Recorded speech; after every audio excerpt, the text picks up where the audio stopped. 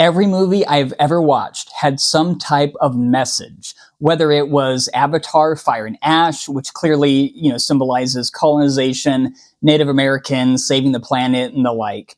Wicked is another obvious example where it symbolizes racism, bigotry, and things like that. It's because I'm green, isn't it? Or, most infamous of all in recent days would be Stranger Things Season 5. The problem is, some stories, I disagree with the message, but I just love the movie.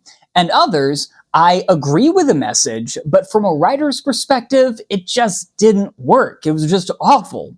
Why is this? In this video, we're gonna find out why. I'm Stephen Ray, and this is Ray of Power. Ray of power for sci-fi and for fantasy.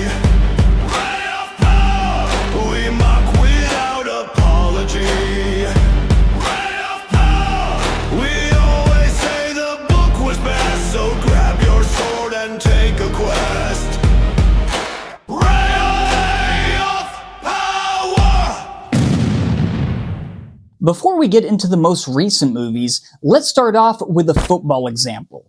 I'm sure you can tell by my bulky physique that I played a lot of football in college. Paper football. I was a master. The first example is one of my favorite movies of all time, Remember the Titans. I can still quote most of this movie. Put your hand down. You smiling? Yes. Yes, sir. Yes, sir. Why are you smiling? Denzel Washington knocked it out of the park, or I guess stadium? From the music to the epic speeches and heartfelt moments, I loved it from start to finish. The message was pretty clear. It covers racism and prejudice and encourages people to put aside their differences and work together. If we don't come together right now on this hollow ground, we too will be destroyed. Let's compare it to another football movie, Facing the Giants. This is very much a Christian movie with heavy-handed references to David and Goliath from the Bible. The team that seems unbeatable is literally called the Giants, and the good guys even have characters named David and Jonathan on their team. My wife and I enjoy this movie, but in the same way we watch Hallmark movies. I can't pay attention to the plot too much without the story falling apart, but it's cute and it's fun. Some parts are laughably bad and cheesy, it's on the nose, it's cheesier than a stuffed crust pizza with mucho queso. As a Christian, I actually agree with the Christian messages in Facing the Giants, but I admit Remember the Titans is a far better movie. You make sure they remember forever the night they played the Titans. Now, some critics may say that one movie is heavy-handed while the other is not. Actually, they're both pretty heavy-handed. Both have speeches and even sermons where they straight up say the message. But then we're right back here and the world tells us that they don't want us to be together. Nehemiah had the task of building a stone wall around his city for protection. Fighting the same fight that we're still fighting amongst ourselves. I agree that Facing the Giants is more heavy-handed, but I don't believe that's the main difference. Now, yeah, I think the acting is way better and the directing and all that played a part in it, but let me give you a theory on messaging. I believe that there are core values that most of us agree on. Treat others as you want to be treated, which is the golden rule. You have sacrifice is better than selfishness. Discipline is better than laziness. Help the helpless, which gets into heroism and the like. And another famous message is be yourself, or be comfortable in who you are and don't try to be another person. With these and many other beliefs, they branch out into more specific beliefs. Help the helpless may become giving to the less fortunate. And that may branch into America should be socialist to help the poor. But it could also branch into socialism is bad because it takes money from people who rightfully earned it. Notice how each branch is rooted in the same core belief, but they can eventually branch into contradicting messages. Let's look at another core belief, and then we'll get into some examples. Be yourself may branch into be the best version of yourself, like working out, getting an education, and so on. It may also branch into there's no need to improve yourself. You're beautiful as you are. Again, notice how these opposing views stem from the same core belief. You could also branch it into be your true self, i.e. gender identity and things like that. Or be your biological self. What sex you were born at is what you are. Again, polar opposite view from the same core belief. Now, I'm not saying that all truth is relative and everyone is right. What I am saying is that when stories deviate too far from the core beliefs, it attracts a smaller and smaller audience. It also starts to feel too on the nose. You're no longer messaging about being yourself, but identity politics. You're not just defending the helpless, you're promoting socialism or anti-socialism. With Avatar, the message wasn't just help the helpless or treat others as you want to be treated, as the Bible says it. It was the white colonizers were evil for fighting the Native Americans. Also, we're destroying our planet through pollution. Notice that this is a lot more specific. This is why it starts to feel heavy-handed. With Stranger Things Season 5, you start to see this as well.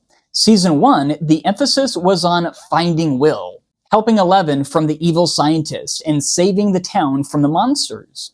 These all resonate with core beliefs. But by Season 5, the focus was much more on specific beliefs. Will is gay. Robin is gay.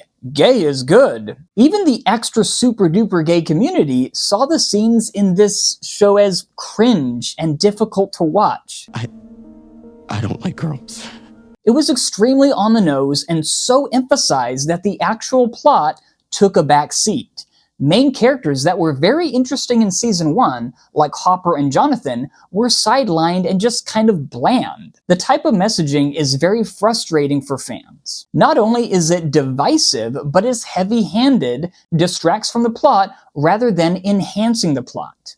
Here's the thing, I loved the reveal in Season 4. Spoilers, when Vecna was revealed to be Henry Creel, I about lost it. They're the same person! I know, right? It was a great setup, interesting clues, and a great payoff, and I just loved it. But in Season 5, the reveal is Will is gay, when pretty much everyone kind of knew he was. But, what? I can't believe you. What? And then he defeated the bad guy with the power of Rainbow. Maybe I'm going a bit too far with that, but I think you get the idea. It just went too far from the original plot, and it went too far from the core beliefs. Now let's look at a good example. K-pop Demon Hunters, a movie I've absolutely fallen in love with. One of the themes is clearly be yourself, same as Stranger Things 5. Rumi hated that she was half demon and always hid her patterns instead of being open about it to her friends. Some audiences will take this as a metaphor for coming out as gay or trans, but it's never implied, and Rumi obviously liked Genu, who was a dude. When I see the be yourself message, I think of my childhood. I was diagnosed with Tourette syndrome at age 10, I twitched and made loud noises, and I was so embarrassed about it. I also had a high-pitched voice like a chipmunk, I was very short, I had a major stutter, along with ADHD, OCD, and all of that was just driving me crazy. When I watch Rumi hiding her patterns or Elsa hiding her magic, it resonates with me and my insecurities as a child and not accepting what life dealt me.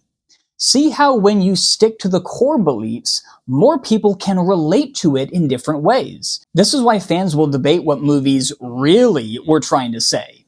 By the way, what I'm trying to say is you need to push the button. You remember the little red button? Yeah, push the little red button.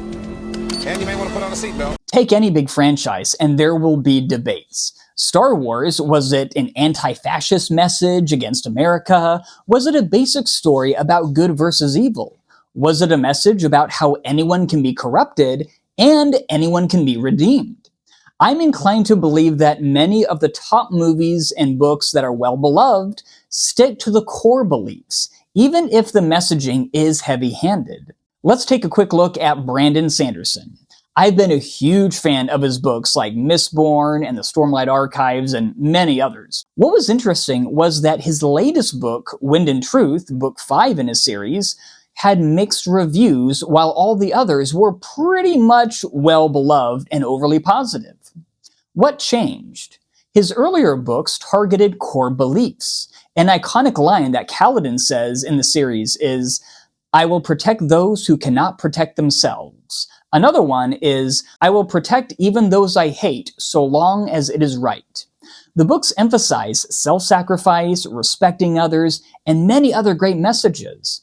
Although Book 5 had some writing style changes and editing issues, I believe one of the key differences was Sanderson shifted away from the core beliefs and into specific and divisive beliefs. It was no longer about accepting yourself, but being homosexual or trans ideology, feminism, and more modern terms that just fell out of place in a medieval fantasy world. He even used words like goober, racist, therapist, dating, and many other terms that just felt odd in this, more fantasy medieval setting. Knowing the feedback, I probably would have taken another pass at some of the modern language. I know that's bothering people. He went from the core beliefs, where virtually everyone agreed, to specific messaging, which alienated audiences. Some said they felt it was a bait and switch from the earlier books, and it definitely felt different from the others. It was similar to Stranger Things 5,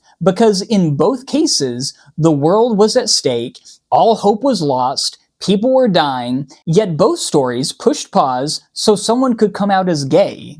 Both stories seemed off, and the messages felt very forced and a bit cringe. I know some people still like Stormlight Book 5 or Stranger Things Season 5, but it's undeniable that both stories detoured from the core beliefs and both suffered for it. But Stephen, you handsome devil you, if all this is true, then why do some stories with specific messaging still work? There are a few reasons why. Big franchises, big names, big actors, music, and great visuals. Wicked has it all. It's based off of an amazing Broadway play, which was based off of a book, which was based off of The Wizard of Oz, big franchise. It also had Ariana Grande, big name, incredible music, great visuals, and well advertised. Avatar was much the same. Over-the-top visuals in 3D and good music. The fact is that Avatar franchise just isn't memorable. I never hear people talking about the characters or the plot. All they talked about is the graphics were good, it had some fun action scenes, and some interesting world building. Compare that to other big franchises like Lord of the Rings, Star Wars, or even animated stuff like Ben 10 or Avatar: The Last Airbender. It's night and day difference, with countless theories and discussions about the plot and characters, some of which I even talk about on this channel. So what else makes bad messaging? Number one, when it feels out of place. This is when the story is put on pause or takes a back seat while the message is front and center. It can manifest as a character saying something that they normally wouldn't say. Number two, when there's too many speeches. This is maybe the most obvious sign and doesn't need much explanation. Number three, when the story starts to feel lost, or when every scene has to be a lesson learned moment. I'm a black man carrying the stars and stripes. No blonde hair or blue eyes. You've got to do better, Senator. You've got to step up. If this is a comedy, jokes are told but no one laughs. This is because the joke is too preachy or venomous and takes all the joy away. Velma is one of the best examples of this. Most of the jokes is it's slamming things she doesn't like, the writers hate certain things, and it's just off-putting. Why don't the boys have to take a Don't Murder Girls class? I only have $50 in the budget to combat centuries of toxic masculinity. Most people can tell when you're joking and when you're venting. Yeah, but isn't it a little comforting to see a rich white guy get wrongly convicted for once? I'm too distracted to enjoy it. So how are messages done right? Number one, take a phrase that isn't too on the nose and repeat it at just the right moment. The Dark Knight did this masterfully with this line. You either die a hero, or you live long enough to see yourself become the villain. It was said at the beginning by Harvey Dent, then at the end when he dies the hero, and Batman must be labeled as the villain. You either die a hero, or you live long enough to see yourself become the villain. I can do those things. I absolutely love this part. I've watched this movie 100 times, and I'll probably watch it 100 more. Number 2, the message should complement the story and fit the characters. In other words, have the story tell the message rather than the message tell the story. If the message is about treating people right, have the main character have some disability. Have him be mocked at as well as show the difficulties he faces, or show someone like Peter Parker getting made fun of. But don't make it the main story. In my novel that's coming out pretty soon, my main character Satchel has ADHD in a medieval setting. The story isn't about that though. It's about her making a mistake and having to pass these trials to save her village from monster attacks. But throughout the story, she struggles with her inability to focus, and it adds tension and progresses the plot. By the end, hopefully the reader should walk away having enjoyed the story and have a better understanding of what it's like to have ADHD. The goal is to make it subtle, not in your face. Number 3, have a character represent the message. If you want a message about heroism, have a hero in the book. It doesn't have to be a superhero, although I would love that. It could be a doctor, it could be a cop in LA trying to take down the robbers, or a foster parent who helps a wayward kid. Number 4, have a dilemma in the story. Should the character be selfish or sacrifice something he's always wanted? In Spider-Man 2, Peter Parker wants a good life. His powers go away, and he does better in school, he has more time for Mary Jane, but he needs to sacrifice that perfect life to save people. Frodo gave up his peaceful life in the Shire to destroy the ring. Sacrifice. Number 5, have something abnormal or supernatural propose a question. It's a Wonderful Life does this very well, with an angel showing George Bailey what his life would be like if he had never been born. This is great because most of the movie is mundane until the angel throws a wrench in the engine in the best way possible. There are other ways as well, but I hope you get the idea. The message should fit the story, not overtake it. In conclusion, the farther away the core beliefs are, the smaller your audience becomes. Now that said, stories still need many things to work. This leads us back to the example I gave earlier about a well-written story, which is K-pop Demon Hunters. The message sticks to the core beliefs. There's heart, humor, incredible pacing, amazing music, likable characters, a great plot, a unique magic system, and so much more. One of the main reasons I believe it works is because the message takes a back seat. It's not heavy-handed, it's not in your face, the focus is on the story itself, but you walk away having swallowed the message without ever realizing it. Nothing felt preachy, yet it was inspiring. If you haven't watched it, I highly encourage you to do so. That's all for now. Until next time, push the button. Push the little red button. And you may want to put on a seatbelt. For sci-fi and for fantasy.